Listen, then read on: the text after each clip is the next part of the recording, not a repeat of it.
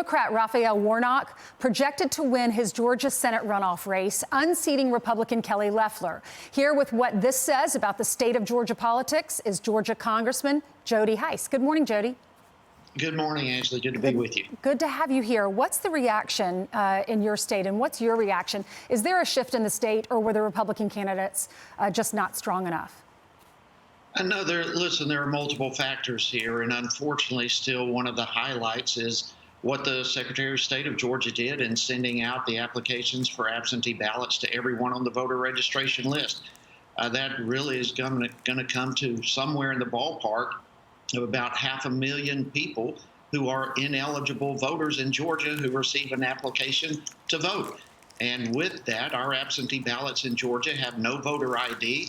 And with the movement of our Secretary of State, there's virtually no signature verification. So, I mean, that Georgia may be changing somewhat, but I believe still the state is somewhere between 3 to 5% red if we remove all the political. So there's a lot in all of this. What do you think is going to happen with the David Perdue and Jon Ossoff race? It's very close, but you know these counties better than we do. What counties still have not sent in their or not counted completely, and which counties we don't know the results for? Are those Democratic counties or more Republican? I really don't know, Ashley. I've not looked at all that detail yet this morning.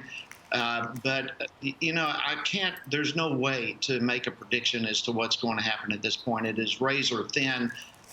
And we're all just sitting back on bated breath to see what's going to happen. You know, the consequences of this obviously go far, far beyond Georgia. This really is going to determine the political philosophy of our country going forward, whether we're going to embrace socialism or freedom. And so we're all waiting on bated breath to see the outcome. Right, right. I was talking to a Georgia voter earlier and last night, and she said even her son, who's 6 years old, knows all the candidates because even during his cartoons, there are so many commercials. Let's talk today about what's happening in Washington, the certification. I know you are one of the Republicans that is objecting to this. Tell us more about that. Why did you decide to do it, and what do you want to see? Well, you know, the number one cause is the tremendous amount of allegations of fraud throughout the country, not only in Georgia, but several other states. And the one sacred trust that we have in this country is the ballot box. That is the place where people go to voice their opinion, their desire for the direction of our country and those who will represent them. And when that ballot box and the trust of the security of that ballot box is in question, it is incumbent, it's the duty of elected officials to stand up and to defend that right.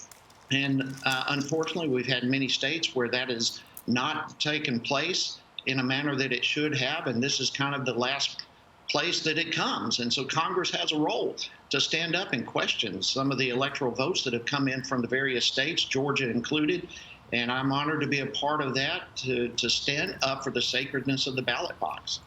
All right. Congressman, Mr. Hice, thank you so much for being with us. Thank you. You're welcome.